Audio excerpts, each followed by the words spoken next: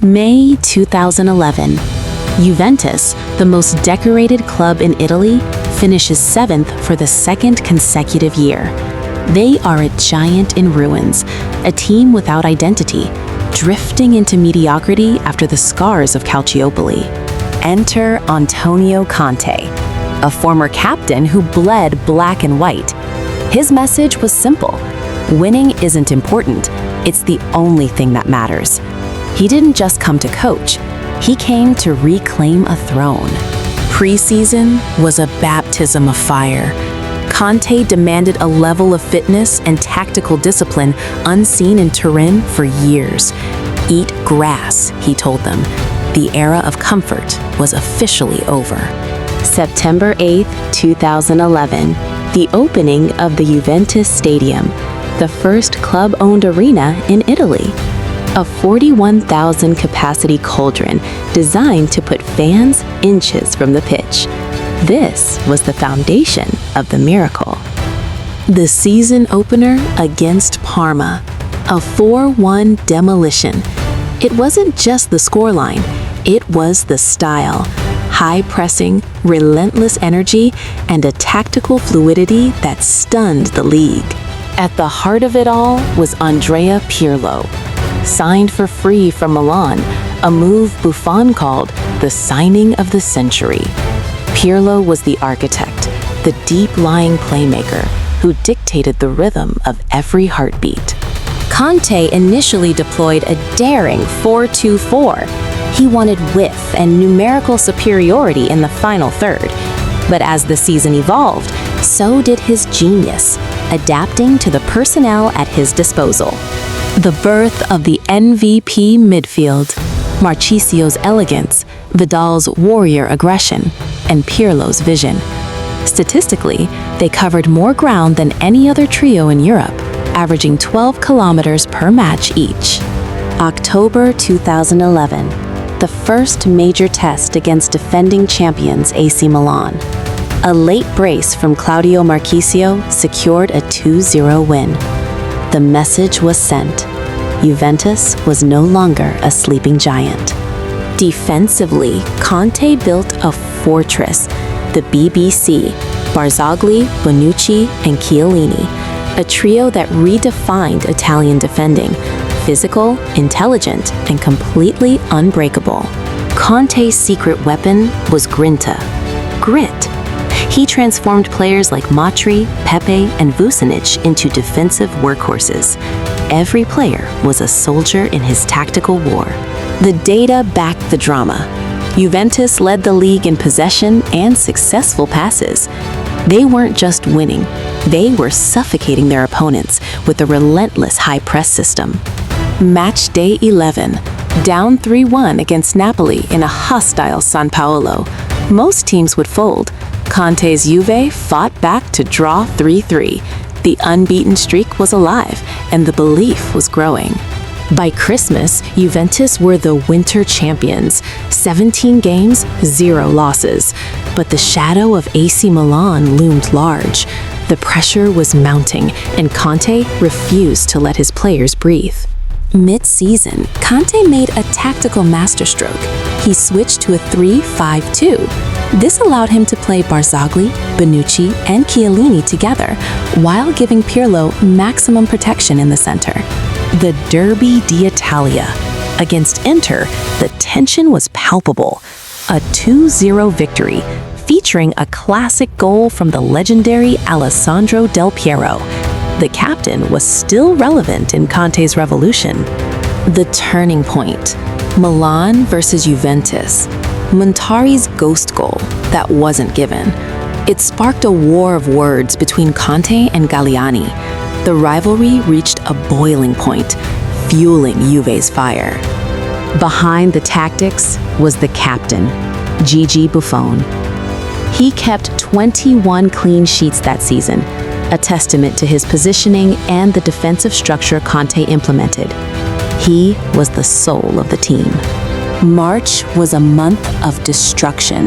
A 5-0 win over Fiorentina, a 2-0 win over Inter. Juventus were no longer just drawing, they were destroying.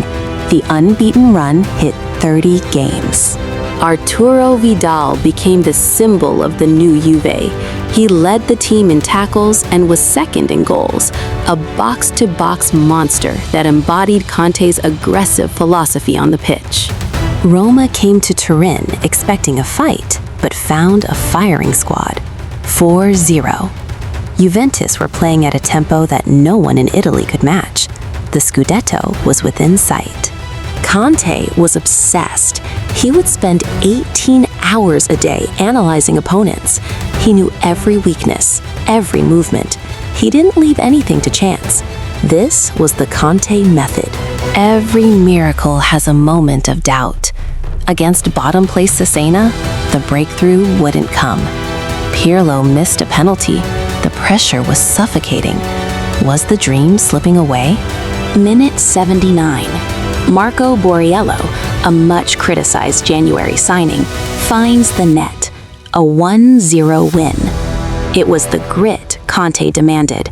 Ugly wins are what championships are built on. Tactically, Juve's high press was revolutionary for Serie A. They forced turnovers closer to the goal than any other team, allowing them to sustain pressure and tire out opponents. 4 games to go. Milan were faltering. Juve were surging. Conte told his players, "We are at the finish line. Don't look back. Don't breathe. Just run." Disaster. A rare Buffon mistake against Lecce led to a 1-1 draw. The lead over Milan was cut to just 1 point. The undefeated season and the title were suddenly in jeopardy. Instead of exploding, Conte was a pillar of strength. He told them, "We have done something extraordinary. We are not going to throw it away now." He galvanized the squad for the final push. May 6, 2012. Because Cagliari Stadium was closed, the match was moved to Trieste. Thousands of Juventini traveled across Italy. This was the moment of truth. Mirko Vucinic, the enigmatic genius, scored early. The tension began to melt. Juventus were playing with the freedom of champions-elect. In Milan, the derby was happening simultaneously. Word filtered through. Inter were beating Milan. The Scudetto was coming back to Turin. Full time. Juventus 2, Cagliari 0. AC Milan lost. After 6 years of pain, Juventus were the champions of Italy. The fallen giant had officially risen. But Conte wasn't satisfied. One game remained. If they avoided defeat against Atalanta, they would become the first team in a 38-game Serie A season to go unbeaten. The final match was also a farewell to Alessandro Del Piero. He scored, fittingly, in his final game. A legend passing the torch to a new era of dominance. They did it. 23 wins, 15 draws, 0 losses. 68 goals scored, only 20 conceded. The zero-loss miracle was complete. Antonio Conte had achieved the impossible. Standing on that podium, Conte wasn't just a coach. He was a messiah for the Juventus faithful.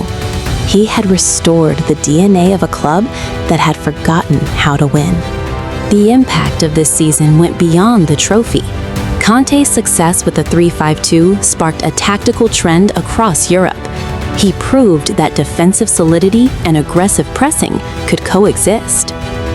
84 points, a record at the time for the new era. But the most important stat was the 0 in the loss column, a feat that may never be repeated in the modern, ultra-competitive Serie A. This wasn't just one title. It was the start of a 9-year dynasty. Antonio Conte laid the bricks, built the walls, and lit the fire that would consume Italian football for a decade. Antonio Conte took a team from the ashes and turned them into invincibles. In the history of football, many have won, but few have done it without ever tasting defeat. This was the zero-loss miracle.